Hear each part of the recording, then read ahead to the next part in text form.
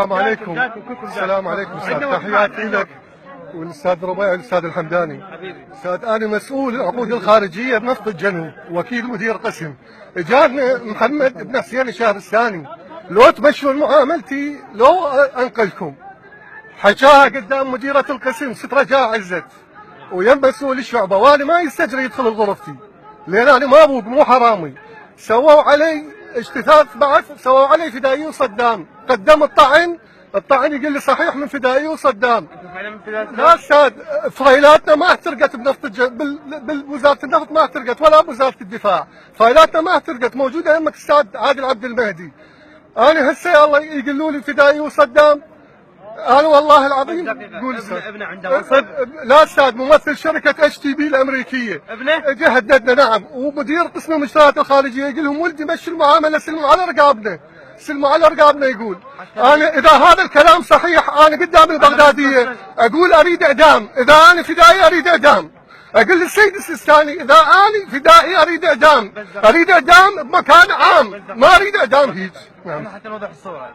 ابن السيد حسين اسمه محمد حسين الشهرستاني. نعم استاذ، نعم استاذ. الشركه اجنبيه يريد عقد، اجى العقد. لا عنده عقد يمنا، بس ما رادوا يجيبون براءة ذمة ضريبه، وهددنا اكثر من مره، وهدد غرفه مديريه القسم، بس المره مسيحيه لا حول ولا قوه، والموظف المعني همين موجود. كان الوزير الحين عبد الكريم لا حاليا استاذ، هسه قبل شهر استاذ، قبل شهر هذا صدروا لي امر فدائي وصدام، طعنت به. هسه لا حاليا وزير، لا استاذ، حاليا هو وزير العلوم استاذ التعليم العالي. نعم العفو، التعليم العالي.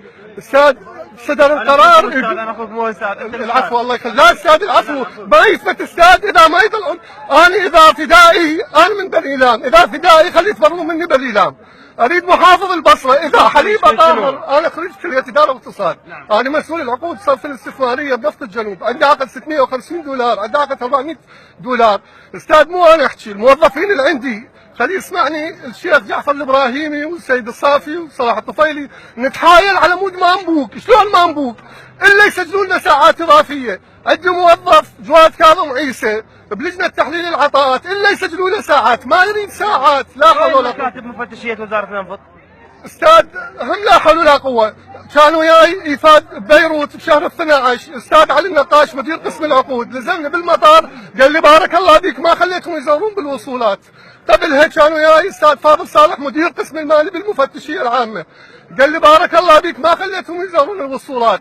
بعدين هاي جزاته. انا قلت للمحافظ النصراوي اذا انا فدائي صدام، حليب امك مو طاهر اذا تبقيني بالبصره، حليب امك مو طاهر اذا تبقيني بالبصره. ولاي واحد اسمي فراس كاظم زبون محمد اللامي يقولوا لي فدائي صدام. نعم انا جيت لكم من هنا متعني، جيت لكم هنا متعني.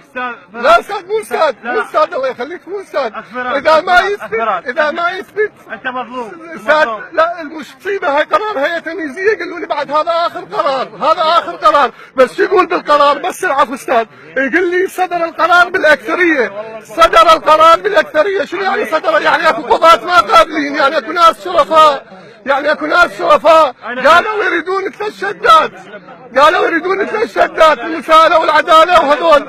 انا قلت لهم ما ادفع رشوه. بس خليني رقم تليفونك ونتواصل ان شاء الله. هاي رسالتك امام الملأ، انت على مباشره. اذا فدائي مو عنده غيره وشرف يبقي عايش. ابن المسؤول يبطل موظفين، عايش ولا ابن المسؤول يبطل موظفين، وابن المسؤول يتحكم بالوزارات. اشكرك. الله يسعدك استاذ مصطفى. انا كنت احكي على صندوق الاسكان، بعد ما اقول لك يريدون مني فلوس وهاي، بس اطلب من رئيس الوزراء ان يشوف حال الهاي.